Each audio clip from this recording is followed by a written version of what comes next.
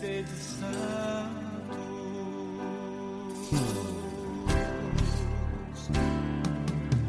sede santos, esta é minha vontade, sede santos, é o que eu mais quero, sede santos, esta é minha vontade, sede santos, é o que eu mais quero. Bom dia com o Santo do Dia, amados irmãos e irmãs. Neste 1º de março, iremos conhecer duas joias da nossa igreja, dois exemplos de fé que nos deixam felizes em servir o Senhor. Sejam todos bem-vindos. Invoquemos a Santíssima Trindade, em nome do Pai, do Filho e do Espírito Santo. Meus irmãos e minhas irmãs, o Papa Félix III nasceu na Itália no ano de 440, e a vida religiosa dele, antes de se tornar Papa, não é muito conhecida. Sabe-se apenas que ele era proveniente de uma família nobre, de nome Anícia, composta por senadores de Roma, ou seja, imaginava-se que tivesse algum respaldo de grande influência nas questões políticas e religiosas. Então, com o falecimento do Papa Simprício, em 483, ele foi eleito o Papa, no dia 13 de março do mesmo ano. Seu papado dedicou-se a estabelecer a paz no Oriente e combater as heresias do cristianismo da época.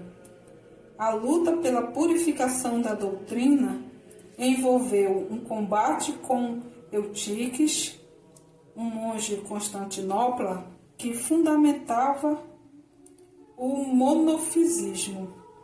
Seus seguidores acreditavam que Jesus Cristo era dotado de apenas uma natureza. Vejam só, para eles Jesus tinha apenas a natureza divina. A ideia se contrapunha ao que pregava a Igreja do Ocidente, de que Jesus Cristo era dotado de uma natureza divina e uma natureza humana como conhecemos, e por isso era considerada heresia. Esta tensão realmente incomodava os cristãos da época romanos, que viviam em sérias disputas pela imposição de sua doutrina. O debate criou sérios problemas com o patriarca de Constantinopla. Então, o papado durou 8 anos, o de Félix III, e chegou ao fim no dia 1º de março de 491. O Papa está atrelado a algumas curiosidades. Uma delas, que Félix III teve filhos e um deles seria o pai do conhecido São Gregório Magno. E a outra é que ele é o único Papa enterrado na Basílica de São Pedro extramuros, ou seja, fora dos muros. E seu sucessor foi o Papa Gelásio I.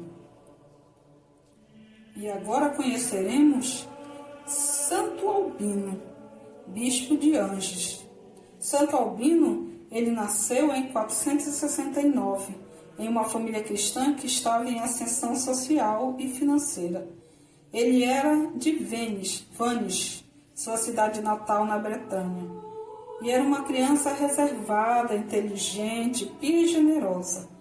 E quando chegou à adolescência, sentiu uma vocação pela vida religiosa, e logo foi atraído para esta vida. Ele se tornou monge aos 20 anos e 5 anos depois foi escolhido pela sua comunidade para ser o abade do mosteiro de Tililante. também conhecido como Nossa Senhora de Nantilly, perto de Samauru. Então, durante 25 anos, ele exerceu seu ministério, mantendo-se fiel aos preceitos da Igreja e trabalhando para manter a integridade dos sacramentos tão perseguidos e das tradições cristãs. Graças a ele, temos todas as tradições ainda até hoje. Durante esse período, todas as suas qualidades humanas e espirituais se destacaram, mostrando que era uma pessoa especial e que caminhava tanto na retidão como na santidade. Ele se tornou pai e irmão dos nobres, dos pobres, dos humildes, dos perseguidos e dos presos. Por isso foi eleito como bispo de Anjos, e pelo clero todo, e pela população.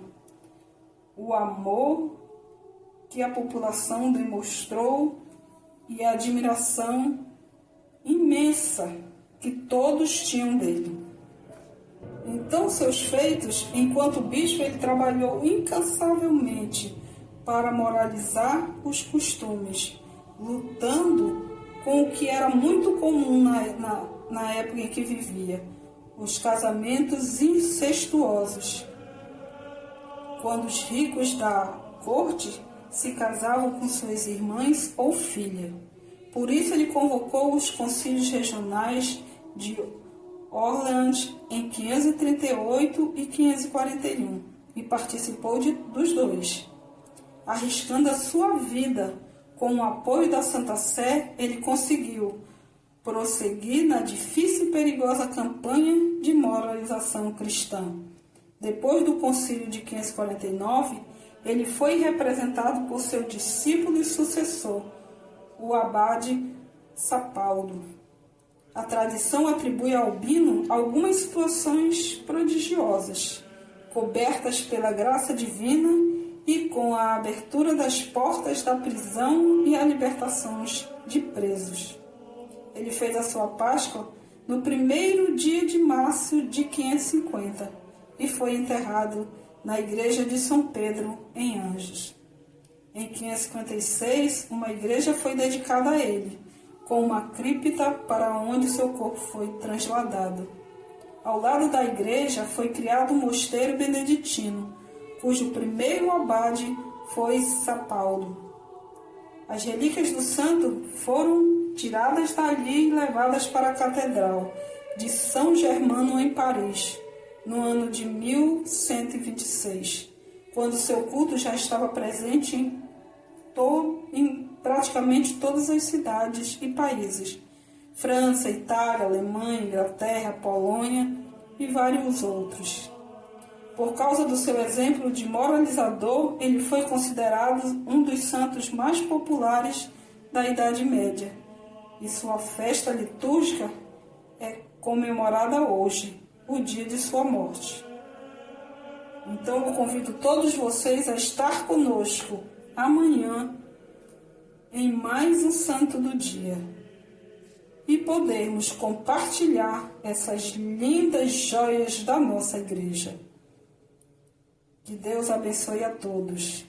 Amém. Eu digo sim, Senhor. Você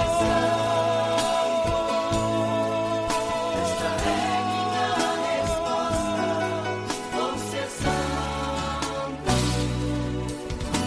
Eu digo sim,